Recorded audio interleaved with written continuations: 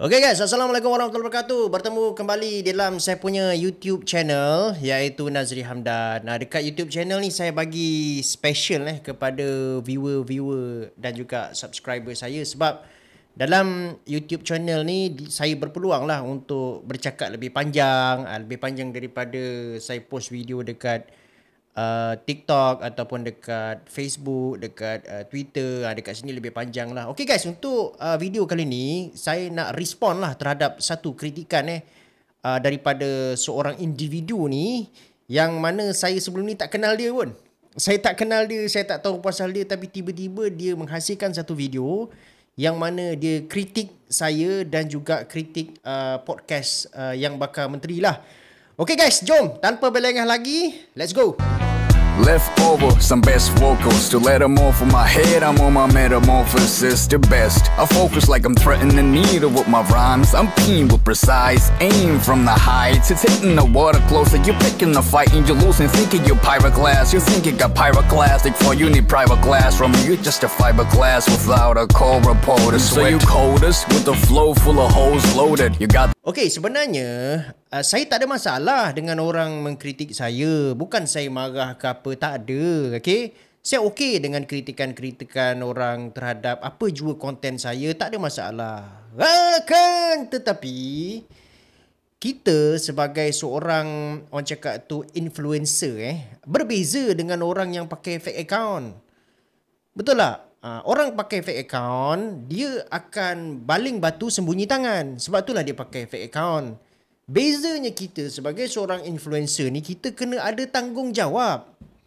Maksud saya, kalaulah kita mengkritik seseorang tu sebagai influencer, bukan sebagai seorang yang ada fake account. Saya bercakap sebagai seorang influencer yang memang menggunakan real account ni. Bila you cakap something, you kritik something, you mesti bertanggungjawab ke atas kritikan itu. Okay? Sebab tu saya tak berani nak mengkritik orang sesuka hati, tak ada. Terutamanya mereka yang saya fikir lebih pakar dalam bidang-bidang berbeza. Contohnya macam bidang financial, bidang perbankan, bidang perundangan, lawyers dan sebagainya. Saya tak berani kritik orang sesuka hati. Sebab kalau saya kritik, saya akan berani untuk mempertahankan idea kritikan saya. That's the difference. Okay, kalau saya tak confident dengan idea saya takkan kritik. Saya okey je. Cuma dan juga saya difahamkan lah oleh individu yang bernama Papa Berry ke apa nama dia. Saya pun tak tahulah dia ni siapa kan. Jadi bila saya tengok video tu, dia kritik apa? Dia kritik bahawa podcast yang bakal menteri episod 1. Episod 1 saya yang datang. Okay, saya datang episod 1 tu berhadapan dengan Menteri Ekonomi lah, YB Rafizi. Dia cakap bahawa podcast tersebut adalah podcast short sendiri. Ni dia yang cakap tau. Okay, kenapa dia cakap macam tu? Sebab dia berpandangan bahawa podcast tu saya ni prejudice lah. Dia prejudice terhadap saya. Dia kata saya ni terlalu pro Madani. Dan juga podcast tu jadi podcast berat sebelah lah. Podcast short sendiri lah. Okay, tapi ramai orang tak tahu sebenarnya. Ni saya nak cerita sikit Sebenarnya guys, saya pernah menghasilkan beberapa video dekat TikTok mengkritik YB Rafizi. Saya pernah. Dan juga saya pernah menghasilkan satu video yang mana tontonan dia melebihi 1 juta. Masa tu saya kritik YB Rafizi disebabkan apa? Rizab Bank Negara. Saya masih simpan video tu dekat saya punya TikTok account. Kalau korang rajin, korang pergi carilah video tu. Dia dapat tontonan lebih daripada 1 juta. Sekarang saya dah tak tahulah dah berapa juta dia punya tontonan. Mungkin dah dekat 2 juta ke, saya tak tahu. Tapi ramai orang tak ingat benda tu. Okay? Saya pernah mengkritik dia dalam beberapa video. Dan juga soalan-soalan yang saya bawa di dalam YBM tu adalah soalan-soalan daripada pengkritik-pengkritik. Saya kumpulkan. Jadi saya tanyakan dia. Betul tak? Kalau saya tak tanya soalan-soalan yang berkontroversi macam tu, nanti orang kata, kau ni tanya soalan-soalan yang lemah kepada Menteri Ekonomi ni. Kenapa? Saya tanya soalan-soalan yang saya kumpulkan daripada pengkritik-pengkritik. Kan? Jadi bila kita sebagai seorang influencer ni, kita mengkritik orang boleh, tapi kita kena mempertahankan lah. Kalau kata dia kritik saya dan kritik podcast yang bakal menteri itu sebagai podcast short sendiri. Kenapa? Sebab adakah dia rasa saya ni terlalu pro-madani? Okey, kalau gitu fine lah. Kalau gitu kau lah yang masuk. Kan? Kalau gitu kau lah yang masuk. Sebab apa? Podcast yang bakal menteri itu tidak pernah menghalang sesiapa yang bertentangan dengan ideologi kerajaan untuk datang dan juga membahan menteri. Dia tak pernah halang. Kalaulah kata podcast itu, dia kata, okey, tak boleh. Ini cuma untuk penyokong kerajaan je. Itu betul. Jadi podcast short sendiri. Okay. Jadi podcast tu tak pernah pun dia menghalang mana-mana mereka yang berselisih faham ataupun mempunyai idea yang berlawanan dengan pentadbiran kerajaan pada hari ini untuk datang hadir ke dalam podcast tu. Dia tak pernah halang. Jadi kalaulah saya cakap dengan dia, that's why saya ada respon dekat dia punya Facebook. Saya respon dekat dia punya Facebook. Saya cakap, kalau you rasa podcast ni adalah podcast short sendiri, datanglah. Dan kalau dia bersetuju untuk datang, saya nak aja tag YB Rafizi untuk suruh tim YB Rafizi hantar surat pada dia. Kalau dia setuju, saya pun nak datang sekali. Saya nak mohon datang sekali. Sebab apa? Dia ada kritik tentang satu pandangan saya yang mana bila saya katakan bahawa ekonomi Madani saya samakan dengan ekonomi Robin Hood. Dia ada kritik saya pasal tu. Tak ada masalah. Saya cakap, jomlah kritik depan muka saya. Kritiklah depan muka saya, tak ada masalah. Kita datang 3 penjuru. Dalam podcast tu nanti, YB Rafizi, dia dengan saya. Kita buat perbincangan 3 penjuru. Tak ada masalah. Bukan kita nak bergaduh ke apa. Tidak. Kita bukan nak bergaduh ke apa. Kita hendak berbincang secara ilmiah. Okey? Dan kalau anda kritiklah depan muka saya. Jadi anda mempertahankan kritikan anda tu.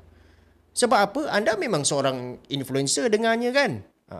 Memang dia dengannya seorang influencer, seorang yang selalu mengkritik kerajaan. Tak ada masalah. Tapi kenalah bertanggungjawab ke atas kritikan tu. Sebab tu saya tak suka kritik semua orang. Saya kritik kepada orang-orang tertentu yang mana saya confident dengan idea saya, itu je. Yang lain, kalau saya tak confident, saya tak kritik. Kan? Kecuali kalau saya confident, saya kritik lah. Especially di dalam bidang dan juga ilmu yang saya kuasai, saya kritik lah.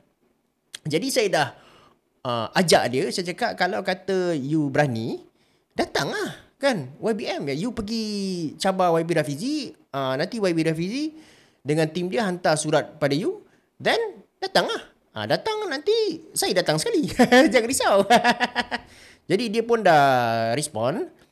Dan juga dia kata daripada respon dia tu, saya nampak lah bahawa dia tak nak datang lah dalam podcast yang bakal menteri. Ini masalah dia guys. Ini masalah dia yang saya nampak. Jadi kalau saya cakap macam ni, nanti orang marah. Sebab terutamanya mereka yang mengkritik the government of the day akan marah. Tapi benda ni hakikat guys. Pada kalau korang tengok satu ketika dulu sebelum ni, mereka yang pengkritik kerajaan ataupun pembangkang, dia orang yang cari kerajaan ni untuk dapatkan platform supaya dia orang boleh bantai kerajaan, mengkritik kerajaan secara terbuka supaya semua orang nampak. Tapi dekat pada hari ni, dia terbalik pula guys. Kerajaan yang bagi ruang sepenuhnya kepada pengkritik-pengkritik ni untuk hadir dan tampil ke depan. Jadi tak ada masalah kalau kata you tidak bersetuju. Inilah masanya bagi pengkritik-pengkritik kerajaan untuk datang ke podcast yang bakal menteri itu, bagi tahu semua orang. Kan mungkin you boleh menggunakan peluang dan ruang ni untuk membuatkan orang-orang dekat luar sana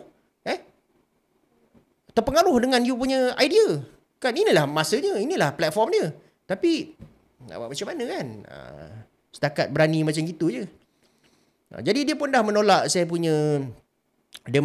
punya pelawaan. Okeylah, tak ada masalah lah kan. Dan dia tolak pelawaan saya tu dengan baik.